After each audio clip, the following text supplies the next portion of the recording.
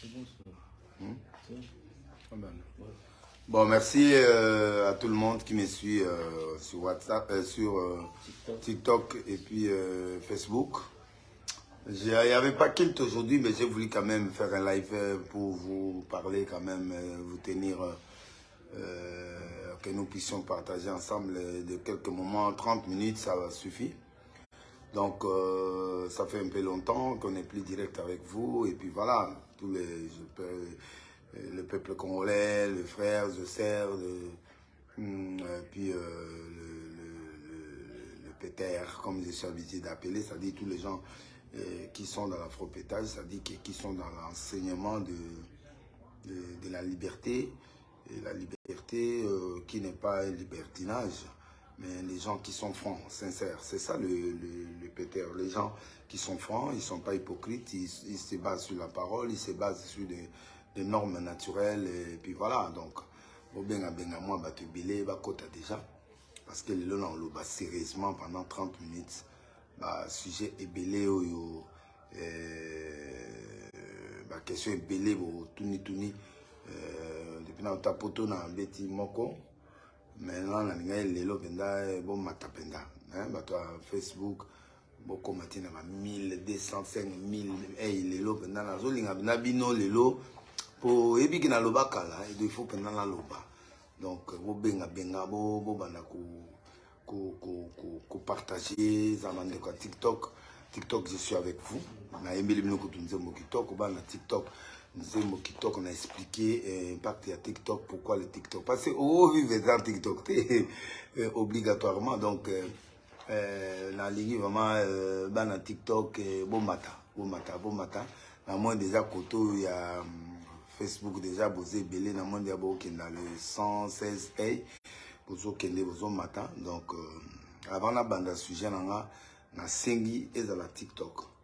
Et dans bino batu, il y a Facebook, les logs rentrent dans Facebook na bata TikTok. Obi bata TikTok na bino bata Facebook bana bino bodo sala bisoto sala ndeto sabo sans bino ne peut pas fonctionner. Donc bozala vraiment lelo souple bozala boyo kanga lelo. Moni tant bozo yo kanga ngana zozo courage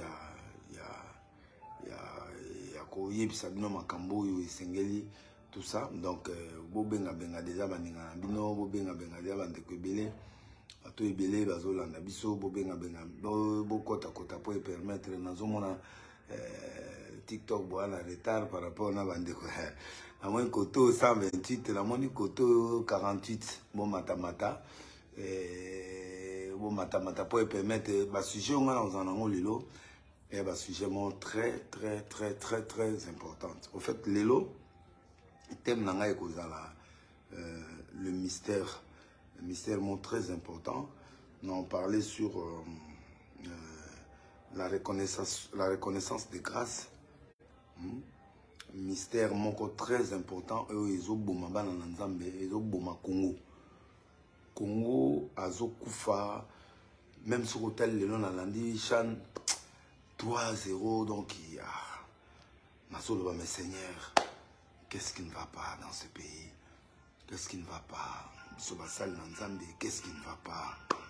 Aucune église, ça ne va pas. Aucune politique, ça ne va pas. Aucun sport, ça ne va pas. Aucun partout, il y a toujours des problèmes.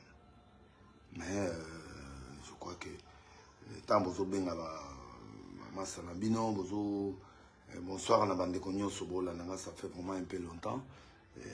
Nazosenga vraiment na batu ya TikTok na moni batu ya TikTok boza vraiment moké batu nanga ya Facebook na moni vraiment bozo mata makasi et puis tozo sala makambo ebele. Donc gaga ba elanga nanu témation nanga na pesa bino na tongo sur la loi de c'est très important hein? C'est vraiment très important. On a une alarme na miso par rapport à makambo ebele oyo Congo ils ont traversé à lui rotozo kenango ça vraiment complication té donc lelo la loi de la complémentarité ça loi Oyo Ezokweicha Congo, en fait. Loi à complémentarité. C'est une loi très importante. Donc, Nazo Linga, Lelo Penza, Nzambe Belé, va comprendre loi et comme ça la bien mingi. Pour na bandeko bazolanda biso et puis ça très important. Donc dans 2 minutes nazo bana loi à complémentarité. Donc bateau baza on a retard, on a évité pour la air, bateau baza on a retard, bo kota pour permettre biso bon amoni bateau TikTok on dirait boza habitué bon boza trop faible mais voilà boza habitué mais bateau nanga YouTube je crois que pardon bateau nanga boza na niveau ya Facebook, merci. Donc, Nazo, c'est là-bas comme à 300, on a bandi. Tant comme à 300, on a bandi. Pour qu'il y ait moins vitesse, comme ça, la biso bien mingi. On a l'élo, on a le moi, ma gambe belé.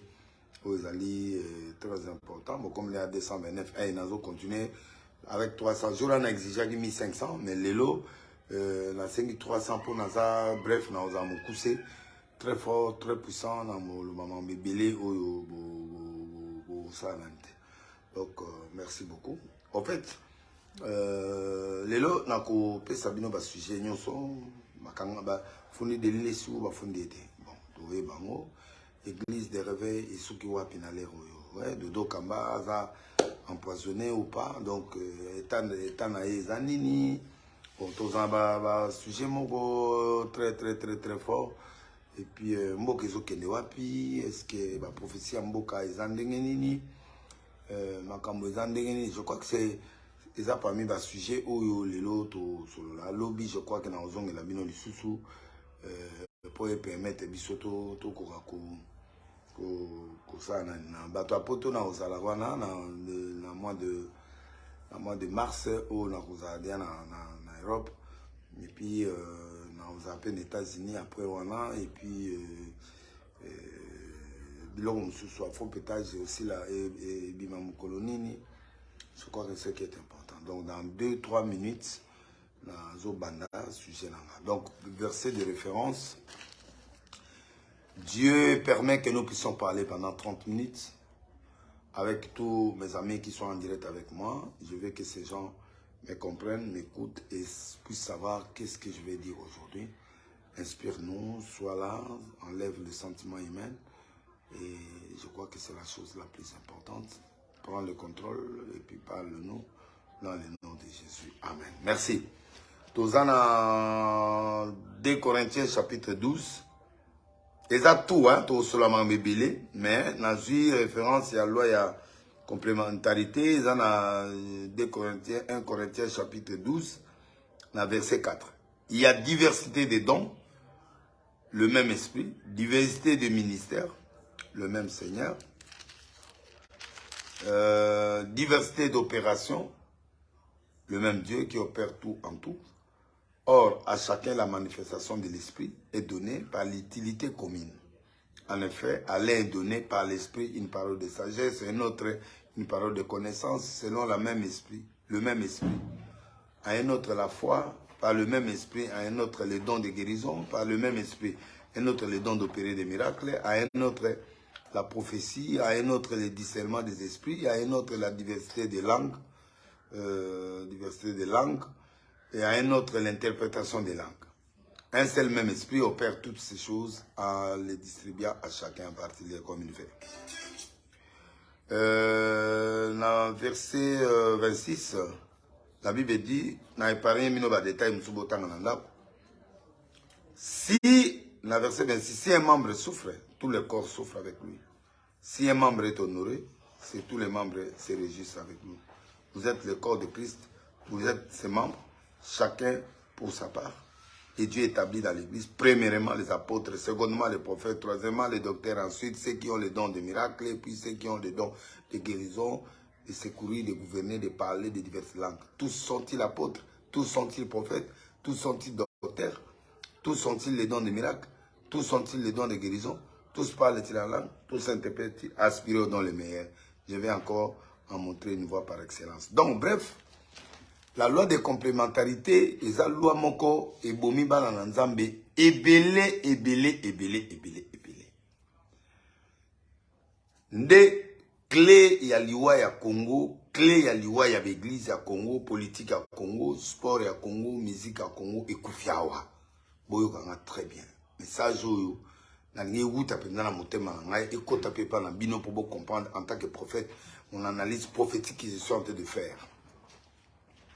À chacun. Ça dit, Nzambe apesa nyoso na mutu moko te. Nzambe akabola eloko ne loko, talent, don, eloko mo songolo na mutu nyoso. En sorte que mutu mo azala inutile na mokilité.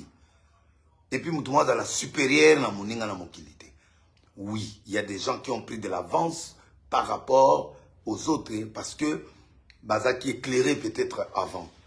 Mais ce que tali na marche ya Nzambe na ndemo kilezo tambola loi ya complémentarité là dit que yo za na part na yo ngapi na za na part na nga ye pe na part na ye kuna pe na part na ye, et c'est ce qui fait que nous sommes complémentaires et ça li corps de yo monia soko tiete besoin mbeli kata musapio ya muke soko katika musapio au monde tomber malade nzoto mobimba et compatir et au monde que muta malade appétit sanguier mais yo eloko katane ezali boko mais appétit que nous manquons ngandengeni parce que eloko nzamba sala que les membres nyonso accord base la relier dans certaines choses oyo que ce qu'on y a suit ayo qui passe au aki soko sombi kaleson même à tout lat na kati nzote zo sepela ataba to au monote mozo sepela to sombi eloko mo asika chaussette asika o vanda pe soko zati chaussette etoboka ou là tu suis bien mais la conscience na ozo senti pendant que tu boy na moke non nde na zaboy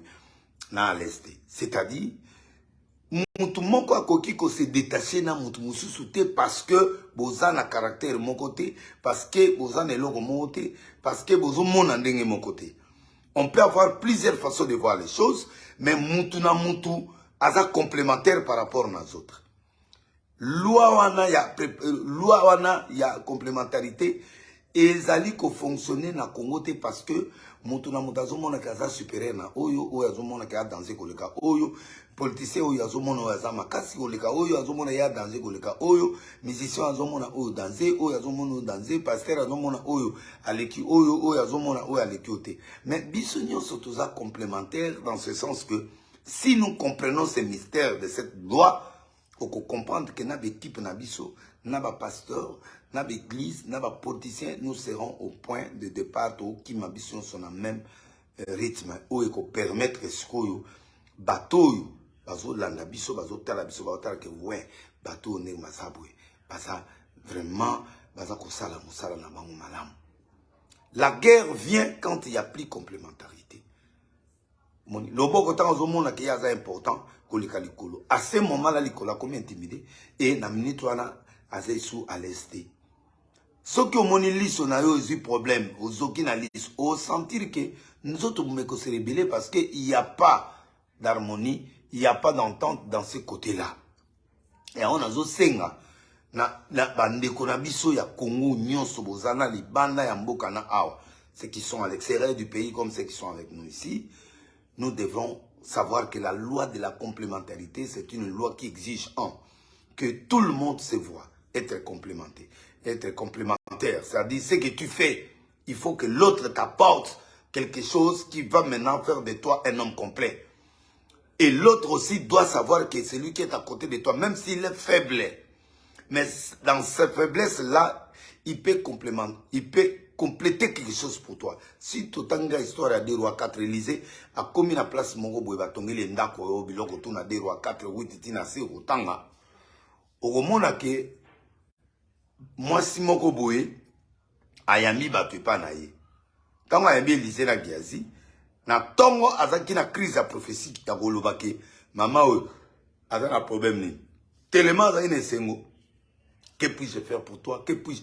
Giazi azalaki mutu moko azaki ne prophète, c'est prophète atamola na mais Giazi ayeko yebise ke non ndenge za boye mama muto abotate. Mais c'est grâce à Giazi qu'Élysée a su que maman Oyo a botakate. Maintenant, le col a yebiango a exercé ce que puissance de colonial l'année prochaine tu auras l'enfant. Mais pour déclarer cette parole prophétique avec force, Il fallait ce que moi informé que maman Oya Botakate, parce que lui n'avait pas ça. Il y a certains éléments qui sont en côté, mais Moutoumoussa en et Moutou a des éléments qui sont et pas non, à combien important. Même si ils sont supérieurs par rapport à ce qu'ils ont comme monde. Ce qui est été, on a fait prophétie à faire. Il y a moi et maman et puis maman a Botate. Et il est difficile pour naïe, pour te déclarer bilongo nyonso oyo Yamabe Azanango. Bon, na bato belé tant mususu bazo loba ponanga na lingana informé bino que au moment où je parle j'ai nazana traitement moko il y a 1 mois et pas ya Sarah salanga ba scanner. Donc bon moi na noirci, bon moi na ba dérangement na poso oui parce que poso nyonso ko longwa na minito to ba poso zo bota izo noirci réseau ça. Et puis le 26, on a la troisième séance, on a posé c'est Longwa. Et après, pour ça, on a encore en étape, donc dans 1 mois, bébé Rico. Bébé. Donc, dans l'information, on a bateau, vous a dérangé. Mais comme il donc, à quel bout il va TikTok, il très bien. Bateau, on a beau comprendre que vous êtes belé, merci. Vous avez traitement par Sarah Likoko.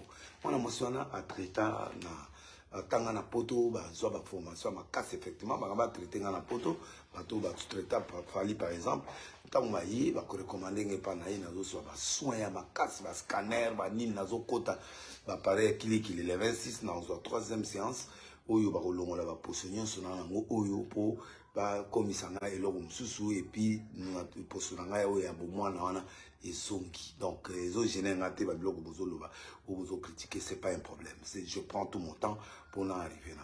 Deuxièmement, donc il y a moi eloko tozoloba yesara ke kotanga eloko wana ngaipe na zone ndimaye au moins temps na ndimiye ngape na kubika na nzela na yi na kozo ba traitement approprié so ngala vinga un pasteur il faut mon limo sato ya osunganga te mon limo sato ya osunganga te. Il y a des gens que Dieu a déjà utilisé pour ba aider yo na domaine wana.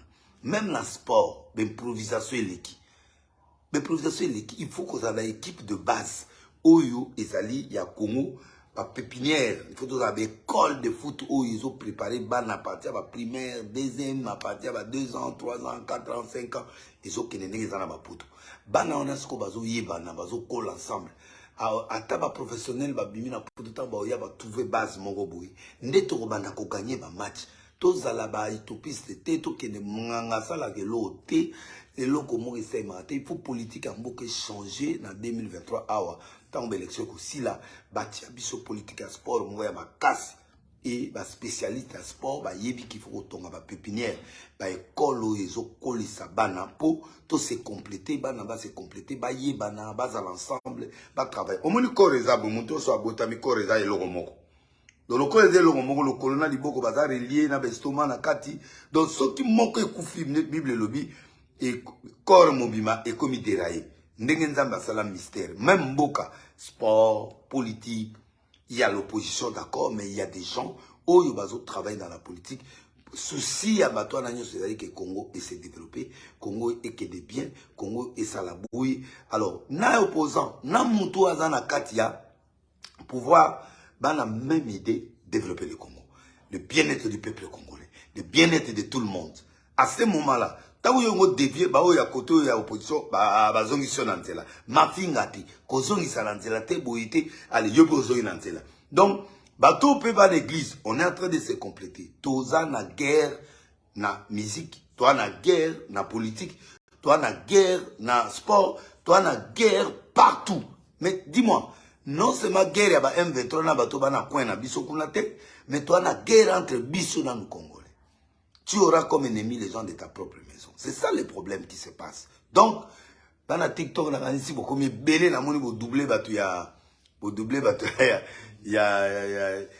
là, il y a Facebook, en tout cas, lelo, TikTok, il y a minga bien, merci. Facebook, Kitty pour partager. Zaté, n'a vu que moi, RK, mais n'a quand même dans l'eau, lelo. Donc, la complémentarité, c'est d'accepter seulement le bienfait que l'autre est capable. On dit miango. Ngape na ndimi o yozo apporter nga. ezala conseil, ezala dimension ni opesanga. Mais tango nga na tetui, na ligo koyoka yote, ko personne nzela yo pour compléter nga te nga pe na compléter yote, ça devient la guerre. Et quand il y a la guerre, c'est le membre, c'est tout le corps qui va souffrir. C'est ça. En peu de mots, le mystère ou to bengi mystère wana, il y a complémentarité. Donc bref, tolérer l'autre, moi je te tolère, toi tu me tolères. Yo toléré nga na toléré. Yo accepté nga pe na accepté yo. Donc c'est comme ça la vie.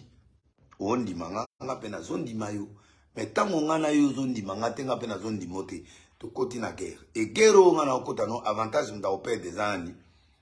Ngai mta yo okuka ko arriver ya kosala nyonso yo moko. Même nzama lobi à l'un à l'autre et tout ça ça fait partie il y a complémentarité à vie.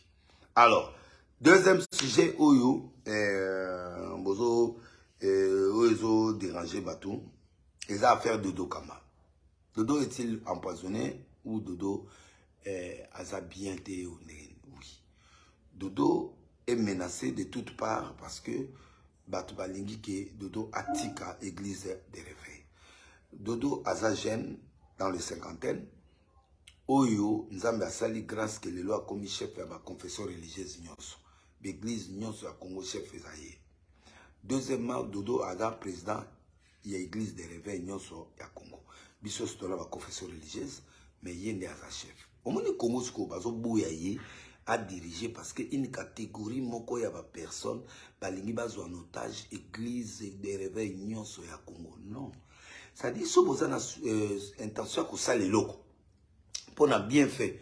Il faut qu'on accepte que baninga mususu beza pemena bino que oui et aussi peuvent apporter. Mais ceux qui langage o ezali que non bana mike oyo bani batata ya molimo tondima bango. Papa molimo photo tondima bango. Mais papa il faut se respecter cap devant bana. Papa il faut à la propre, papa il faut à l'exemplaire, papa il faut aider l'équipe, papa il faut aider moi, papa il faut otomola moi, papa il faut éduquer selon art spirituel ou l'art nini yo ko éduquer moi. Papa ko boma moi na été, papa ko déstabiliser mon até.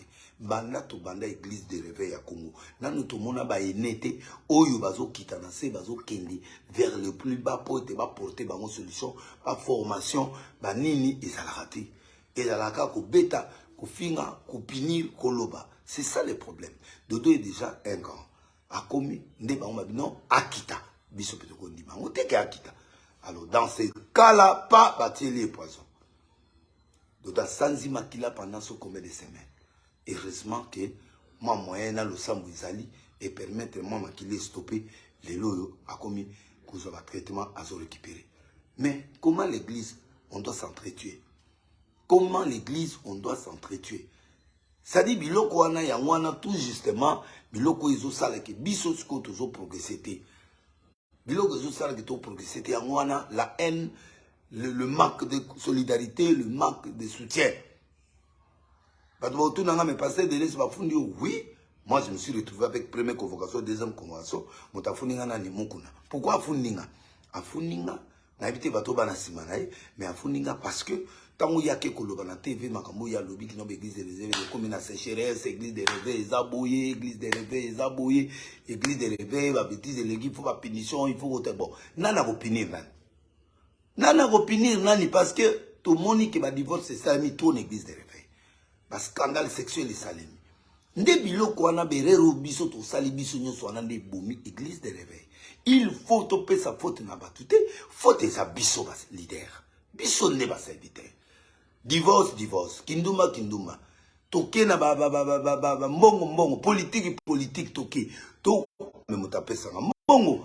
Avant le lobe, tu vas comme député. Avant le lobe, tu vas comme ministre. Mais nous, on était là. On faisait des plaies au stade. On faisait des trucs là. Malgré la présence de Kabila père, Kabila fils, Mobutu. Nous, on faisait des plaies au stade. Les gens venaient. On vivait, on mangeait. Pourquoi tu connais ma crise? Pourquoi on va protéger le lot? Comment on va protéger? Parce qu'on s'est exécuté. Tu comme batouya, tu comme la politicien, tu comme la biso batou kindumba, tu comme la biso batouya.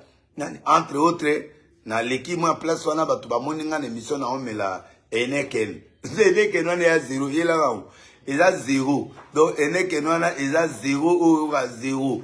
Donc, eneke no délai ça me eneke n'est pas le kamba mais eneke na émission ya songolo pakalate na provoquer batukaka na lingana encourager initiateur oyo asali ke abimisi biso eneke zéro oyo moi solo ya moi break ya na kati mais biso tozali wana pona komela zéro alcool pongola mo zéro alcool non il faut boyer la nga o ezala nani ba ya nango ezala na ba carton na ndako yango donc au moni ba komi eneke zéro yango donc bato ba tout isami mabako de les ameli bière ah mais la bière la gade émission oui na meli bière mais ça zéro eza tan alcool te ndenge za wana ya na même fulufulu même solo mais kuna eloko eate donc eza nouveauté ebimisika pona bana na Nzambe Congo to sali innovation moto moko importé na saluer Paul Montu oyo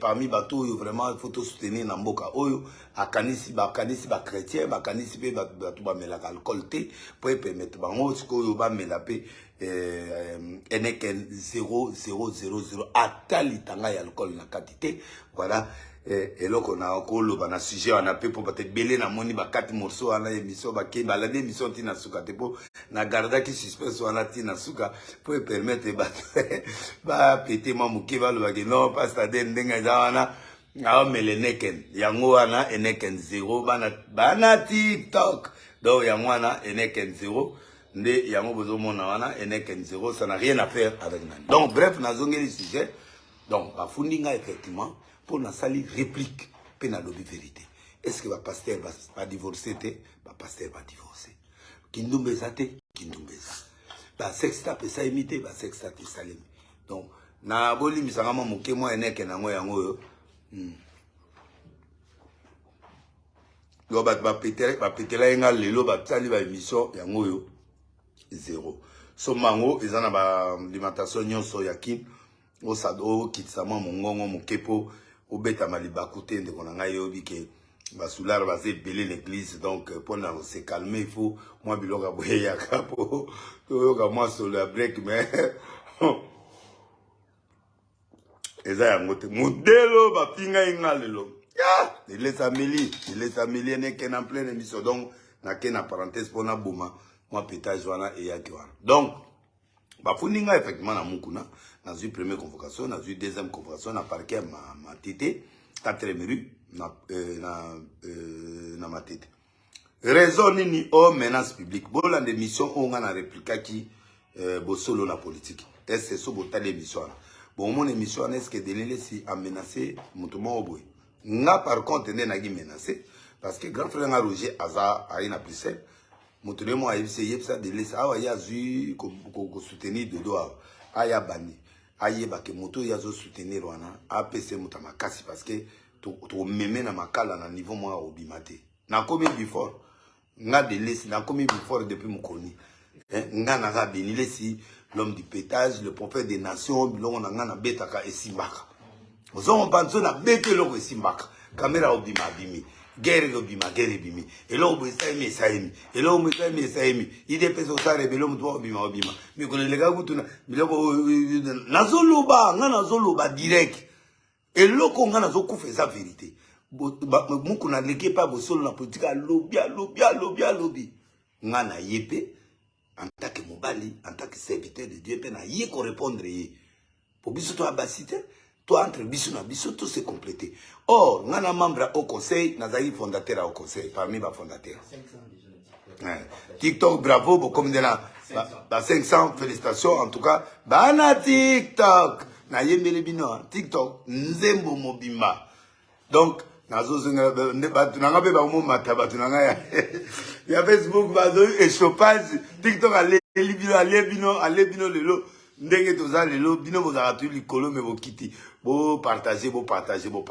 donc masole ya TikTok ebandi donc ndenga na lobi boye mboko yo biso to abasité mais toza complémentaire ce qui va bola ke réplique balima ino lobeloko baba benganga babengi dodo to bengani to sololi bango babengi te balingi dodo alongwa mutakom de général au commissaire caporal ata binomo vérité ezali que avec quelqu'un qui a été il fallait attirer l'église dans ma boca. Attirer Sony. Général Sony, à côté de Boïta, on m'a kamma au politique et Kiti, l'intérêt est, balongolié, baye au ben à Dodo, à Yapo, à professionnel. Dodo peut aïe. Oui, c'est que a fait ça. A foutu Paco. Oh, ne va le ba foutu Paco. Dodo a pied, bateau, en bon, au besoin. Bolingi Boye, bon, yangoyo. Bah, plus de 70 000 $, les gens qui étaient, Dodo Kamane Ngazaïwa. C'est un garçon bien engagé depuis longtemps. Tant à peser Mbongwana, a yebi ke bato batiki. Nous avons dit bato mo batiki kate badinga poste di kolo na ye. Non. Na église de réveil statut ils ont pesate que moto muso akoza di kolo ya évêque général. Alors, moto muso ya di kolo Dodo akale nani pe akale nege rango yomoni. Alors, si Dodo tanga comme mokoza réveil, nzamba sali ki lelo akombe mokomzi ya ba confesseur déjà abuni na ba catholique. Tanga abuni na ba catholique quoi na ina ba protestant ozaka mokozi na ye. Non, et là tu suis pendant combien d'années où le catholique a dominé la place ou en to boyité baba papa na biso. Mais Dodo sali ki lelo to komi seni wana bo moins lelo yo grâce na bitumbo yepa abunda ina bande connaît musulman na banani ba confesseur musu to zayoana. Alors, balobis koto sangana to longola ye alongwa l'église de réveil za dia institution aya ko kota na au conseil o ye sima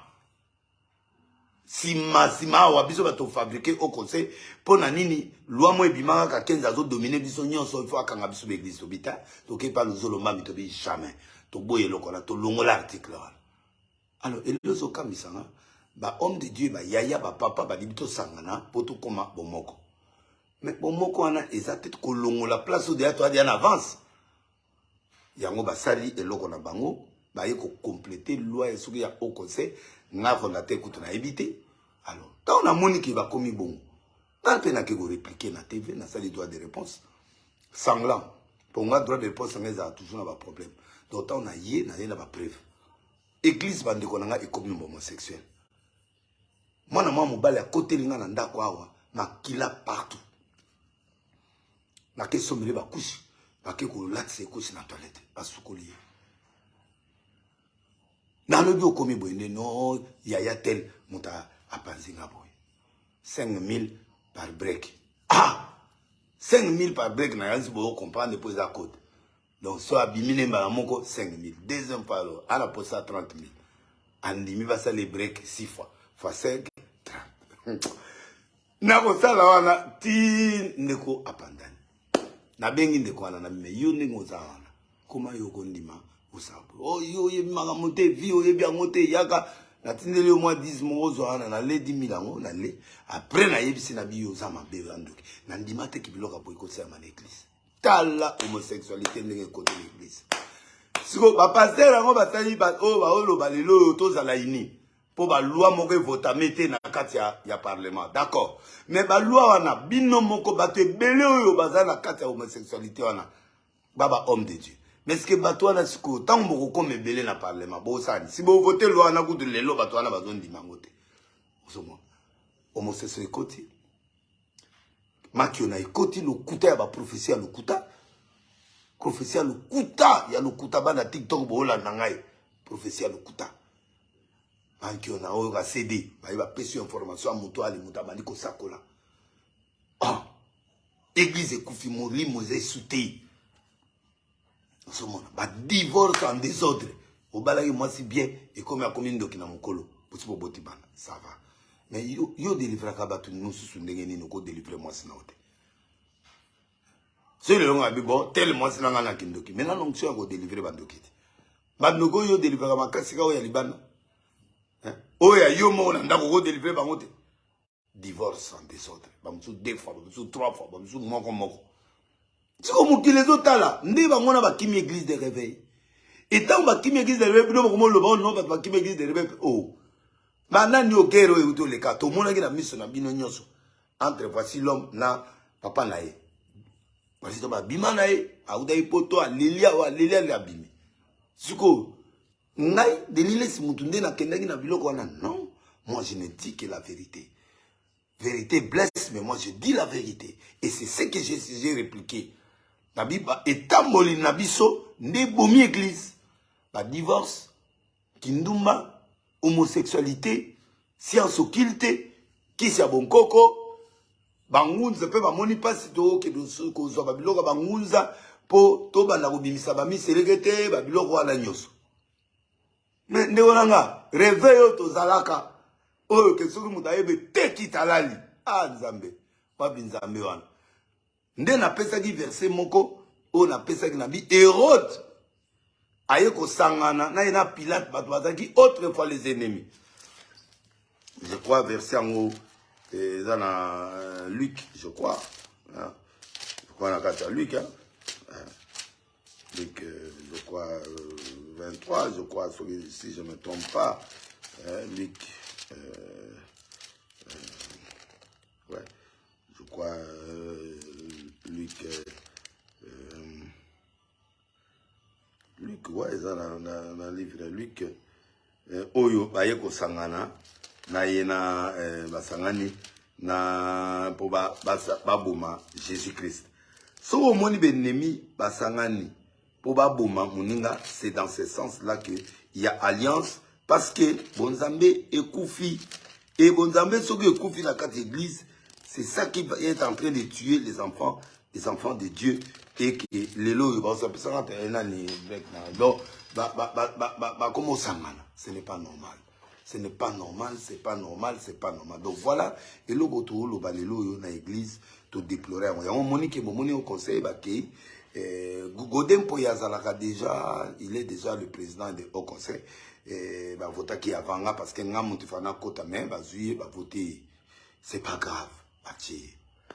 Nde ba yes qu'on élargissement bah reconfirmer ils attendent comme mon konzi ya dodo to comme mon konzi ya église tout na Congo non ezaka ka comme mon konzi ya au conseil au ba pasteur ba sangani bon imaginez toi 1000 pasteurs montement un an après 100 ans bisu ba to beli ba kufite bisu to comme na moi ba azaba c'est to kufat donc ndenge ça bien d'être unis mais ça bientôt se repentir tout changer tout comme sincère pour tout peuple congolais c'est que on a besoin d'un vrai pasteur et biso de tout ça là que ba politicien ba comme malamu et puis ba politicien pe ba ça là que ba ça la musala na bango pour te peuple à se retrouver. Donc moi je crois que c'est ça le meilleur raisonnement.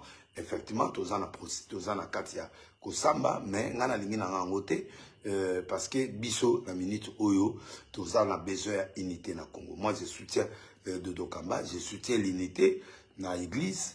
Je ne peux pas refuser l'unité dans cette église. Donc moi je crois que côté domaine il y a et s'il tous nous nani parce que na mon place où on a retiré plein tété, na mon place où on a retiré plein tété, imputation dommageable. Bon moi je crois que il y a un conflit, na banana.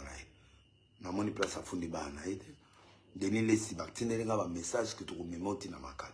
Bon, moi je sais pas. Raison ni moi que nous l'émission pour solo la politique réplique à Denis les est-ce que réplique wana na fingi mutu na kosi na lobi loko moi lokuta na lobi lokuta. Donc bref dossier wana effectivement qu'on a fundinga na simana na ibité banani baza. Donc bref deuxième élément où on a linga lelo boyeba yangwana. Bon, l'équipe ils ont perdre parce qu'il n'y a pas de politique convenable né na autogolobana ba pépinière avec équipe et salement na makamonyo tout ça là. Donc bref, na lingi na kitasko na troisième élément. Delilesi atiki église non. Je reste le prophète des nations, je continue à faire mon travail et nazo continue à servir Nzambe atata. Sauf qu'il n'a perdre beaucoup de maman Tina, maman Abota Yakoufi. Donc, les jours où il a voyagé, à Paris, na minute où à France, à Paris, alors, maman na Yakoufaki, ndeto, tozana matanga nde na boué, na kata matanga, mais le qu'on a communiqué na bino, nazo communiqué. Je crois que Blanchard Bikambi, na PC Mbote, Kunana, Vienanga, Papa Mbosso, Baouda Belgique, merci. Salut Vieux Ngobila, parce que gouverneur Ngobila, na équipe naïba, Lévi, Papa Lévi, Papa, Papa Nabiso, Aza sénateur, na pesi Bambe Mbote, Bamasta, tout autour, na sali. Boye liso sujet à Moïse Mbiye. Ok. Moïse Mbiye. Oh, bah, audio Mogezo Lekana, Moïse Mbiye, a dragué Moïse Abatou, Azou Salanani. Je suis parti voir Moïse Mbie, la sololina Moïse Mbie, à l'Axinga, toutes les preuves possibles. Moïse atika jamais ko soit moi si amutu te. Basali clonage on a l'Axa qui bino na clonage à ba voix. Soko 30 secondes ya voix ya mutu. Oko sala 1 heure 2 heures au copier voix ya mutu na textuellement. Moïse certes ana berer nae, Moïse certes aninga bala. Moïse anga bala azadi na fiancé moko aninga bala.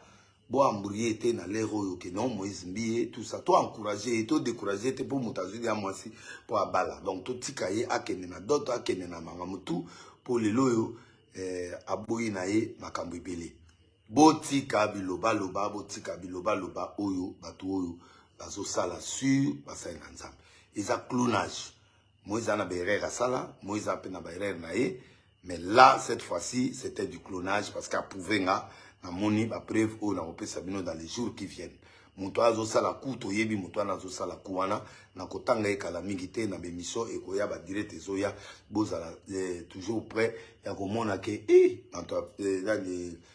TikTok na bana TikTok boke musika donc nzambe félicitations na bino nyonso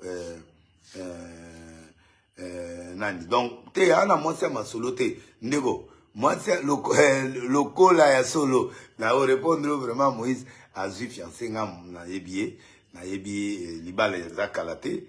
Donc bon mon en surprise. Oui nga na la vérité, so na côté loko c'est que na mon yango eza vrai. Bon, basi o mususu wana ba ko boya te, ba olinga be minduki kitate moi ba ex moi bato moi biloko oyo betaki moi lito ikala oyo lelo yo Moïse a commis na niveau ya libala. Ah ba ko tika pété. Moïse a dit que moi c'est à Moutouba Simbaraté, fiancé à Moutouba Simbaraté. Moi je crois qu'il a commis ce qu'il a déjà commis. Oyo kozala mais na minute oyo aza après moi c'est na kotanga la mino na mboka zana place aza mena boy na zala discret indiscret na katia makambo donc voilà je crois que eloko na korai koloba sur Moïse Mbie yangwala. Bon celui doké na sujet mususu ya afropétage. Sujet afropétage, est-ce que banzembo na yembi eza banzembo satanique? Non.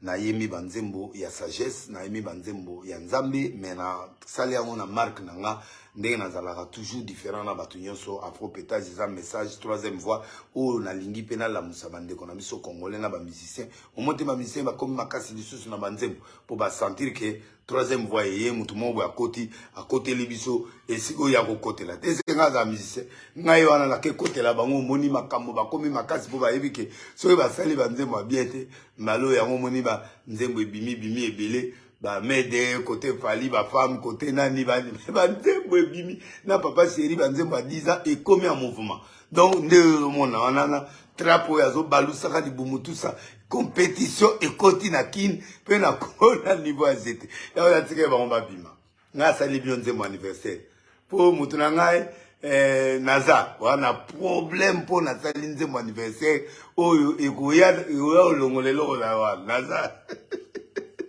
nazali nzembo ya TikTok na expliquer bato na nga TikTok qu'est-ce signifie TikTok po bokoti TikTok mais bozoyeba explication ya TikTok te siko na yembeli bino sikoyo bana TikTok mais siko na yembeli bino nzembo mobimba apa nzembo ya TikTok na yembi nzembo ya nani ya bombe pona condamner ba drogue na mboka ngana na évangile social donc ba condamner bano bazomela ba drogue clip nango ezaka neti ba drogué mais eza bongo eza mystique na ndenge ya lisekité donc na yembi su nzembo moko nga pona ko développer pe leki nanga lité ya pété apesi ba proverbe ngabe na pe ba proverbe nga na yembi sala yebi bato ba yembi après to nzembo kitoko eza duo moko boko sepela lango na composé pe Vidal oyo bango pe bazo sunga peuple congolais Luano na yena équipe na ye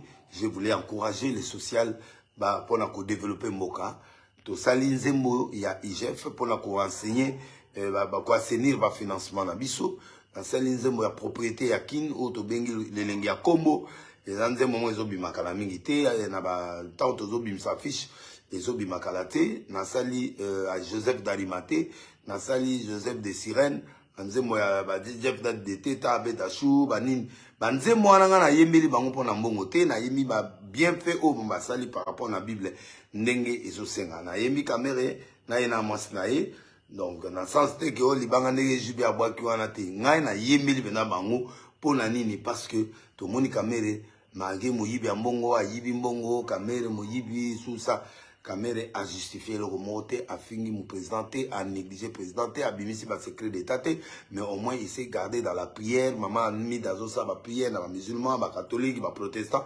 souka, même tribunal wana et bimisi bango. Vrai ou faux, tout le monde qui tribunal a décidé bango ba bima. Ata bobinga ngo théâtre, ngai na évité, ma problème na ngezali ke ils ont gardé l'attitude des héros. Na yemeli na yembi banzembo ebele 14 chansons. Et na 14 chansons na yembi libala o bongo libala eza malamu malamu bolingo ekotoko kimonzema malili pasi malili na yembi yango o wana nzembo nango koma nango mariage eza nzembo mariage to yembi 14 chansons le 12 mars à 12h dans Katarch. Nous avons prière pour Nani. Nous avons la semaine prochaine dans la plateforme Nyonso, il y a Congo, il y a monde entier. De façon que ça, la 21 jours après, Sikoyo, né le 12 mars, né Sikoyo, Bobani Kokota, Kozabanze, Moana, Bozango, consommer en Bolingi. Volume 2, il y a décembre. Volume 2, de Toyembi, 5 minutes sans la police. 5 minutes sans la police, ça dit que Moka, police est athée, parquet est athée, pendant 5 minutes, il va dire qu'il y a autorisation sans loi. Imaginez ce que. Oh, imaginez, bah, dégagner négocier les manamboka. Wana ils ont un volume 2, 5 minutes sans justice, 5 minutes sans police. C'est-à-dire que, bah, 5 minutes, vous imaginez que 5 minutes, police est athée, moutaokanga moutouté, il remonte. L'alimentation est aussi là en 2 minutes. Donc voilà, Nalinga n'a fait comprendre que la loi est très importante, bon, ça est important, police est très important. Les lois ont moins d'importance dans mon mais surtout comme il y a 5 minutes sans police. On a titre où il y a Banzimbo, où il y a break de break. Il y a titre où il y a après, on a des volumes. Donc les 12 à 12h12, 15, 12 minutes, 12h, tiens, afro-pétage et zobima. Na mboka na biso na monde entier na ba version nyonso oyo bolingi bosala. Est-ce que les aventures? Non, je fais jamais des aventures, je fais des choses vraies pour développer nzembo na nzembo ezana témation nango ezana rythme nango bozana sengo bo lobato de les monotonité pour boyoka nzembo na nzembo ezana chant nango ezana rythme nango ezana son nango ezana biloko ni Mabange ya kati 8 semaines à partir à lobby lundi ti to kende likolo dans une semaine déjà toujours ça mabanga pour dédicacer quelques personnes au baza important au ba monique balingi ba dédicacer mango contacter biso na ba numéro na nganyonso au zwangai ou bien vous contacter LN Pro. Je crois que kozala bien mingi pour na bande ko belé bazola nangai. Et na pesimbote na excellence Augustin qui passe à Madame Isabelle qui passe à Tsike, excellence à G Matembo, Blanchard Bikambi, na Benangai Alingete, où il y a IGF, où a Tongi Mebla à 7 niveaux pour la immortaliser IGF, et ceux qui ont reposé candidature vraiment à ma tête, l'église d'ambition se trouve voté parce que vous avez abattu un grand travail. Ndekonanga alingete ndekonanga musakata ya solo na PSP Lionel Kibasa de la République Mbote Jackie Kibasa kuna na restaurant Tata Ducé Leila na Burundi to Pesio Mbote Alex Interpol Arthur Nzemene Akasi Bondombola Jongade na ba restaurant na Onyoso agence Diesola en tout cas to Pesio Mbote et na Pesi Susumbote na Miguel Katem Kachala DG à RCP. Donc, tu peux Mbote na Moussala Kitoko Oyo Zosala Gilwano, la PC Mbote, le professeur Tony Mwaba, ministre Modero Simba, merci, Africom, Justin Panzou, Eli Mokandi, na PC Mbote. Gaga Oyazo réalisé émission Oyo, merci. Donc, les lots qu'il t'a été pour l'amboula, tu vas te qui menga qui n'a été, il y a un alingana pourquoi tout ça la moi rencontre ngana bino, les lots pour permettre ngai. En tout cas, TikTok 612, hey, merci. Boza makasi na ndenge lelo ke musale sem. Bato mo kima bangona ni poba yuna masule kufa. TikTok bato ko na TikTok, merci. Boye mami pona yembi bino na immortaliser bino. Bana TikTok. Bosko nzembo wana semaine prochaine boyo kango déjà. Na otia bino extrait ya banzembo oyo bozoka. Donc na épinglé biloko tout. Oui, ce qui est vrai que before Azana Makala ou le grand tout puissant et l'accide que avec l'accès Makamopeko Baluka. Nous prions pour lui là où il est, que Dieu le bénisse. Justice soit faite, je crois que c'est ce qui est important à dire. La nouvelle est à Makasi Yangwana, président à Soukoli cabinet naï. A bomi ba conseiller belé ba longoli ba conseiller belé ba côté chômage et bazonga bien avec l'église wana ne bien to kosambela na bango bien de mi balebs ba benga de na bani mabonde na bango ba zonga suwa zonga ka kota député pe ba yeba te ko zai conseiller pour awa na émission Congo mbalo eza terrible. Donc eza vraiment benda bika na pesimote na bino nyonso bozola nanga na ko traîner parce que ba sujet nyonso na ngo presque ici. Nazana Katia Matanga, merci. Matanga est dans la résidence Nanga. Batou na Bania au Mona. Au Benga Patel numéro 082 5 7777 111. Donc 31 37 82 5. Au Benga dans l'action de la Konda, au Balubaron à TVT. Donc au Benga, l'action de Matanga, au Yogotalangai, Nazaliwana, toujours na CNTT. Merci. Na gouverneur Ngobila, merci. Na man président de la République, Maman Denise Nakero, merci na nyonso. Na bao nyonso bala ninga, bolinganga, bo supportanga na passe na bisengo. Vraiment naza très touché. Na pesimbote na Monsi Blaise Manzambi, kona esikaza na Paris na yemo Blaise Manzambi. Na pesimbote na batunanga nyonso Jean-Marie Lessi balesi nyonso. Bisika Bozali, Jean-Marie Lessi, Mama Rose Lessi, Roger Lessi qui vient d'arriver. Merci na bino nyonso oyo bo sepeli komona ngana na bino. Je vous aime beaucoup. Na toujours des lessi. Na za traitement hein bo finga ngate otala indi ote boyo kala ngapa ta mawati. Na ozo traitement per sala likoko et ozonga 1 mois na 2 semaines nan. Donc dans 1 mois et demi pour sentir bébé. Bébé lessi souka la peut-être. Donc ndebo ça voilà. Boyebi ke mutu na bino yoyo.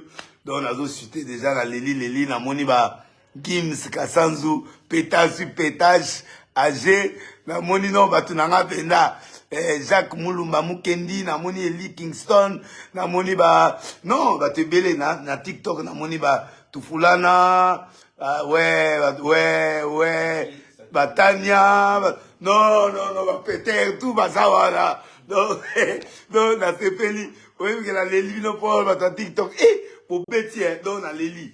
Donc, ne boza na mutu na bino yeyo. Prophète na bino yeyo. Pasteur na bino yeyo. Parce que martyr 2023 n'a pas na okene. Maintenant okene na badato. Na bosani eloko mo. Awa na lobby awa. Ba profession ba lobby élection ko zala te nyonso na lokuta. Élection ko zala ngo pour na sagola ilanga déjà que élection ko zala même si un petit glissement ya moké mais l'élection sera là. Deuxième eloko to ba profession belé oyo ils ont na nyongo tozela ekokisama mais na lobby bien du 1er décembre tina 30 janvier bato obeta concert obeta ba campagne il faut vraiment oser en esprit ensemble pour ceux qui étaient obeta mpiaka parce que tozana éclipse tant ya éclipse ba concert nyonso ya na kati wana en tout cas boya ko luka ngapo na expliquer bino réalité oya ko sala pour bo renverser va faire éclipse. Éclipse pour renverser, il faut soleil et ça. Ce soleil et si éclipse ko tikala mon lili mongo ko sala et batu ba mon stade te batu ba royati. Kala kutu mama bakiti aite siko batie bakiti. Alors et aux alabendo mon meza libulo ya ngoyo libulo ndeko nanga mi batela pardon. Luka oya ko yoka éclaircissement na expliquer ngana prophète mon tabuta musa na yo za musicien yo pasteur ou apôtre yaka ko consulter même ngana ko tia stade na les roté.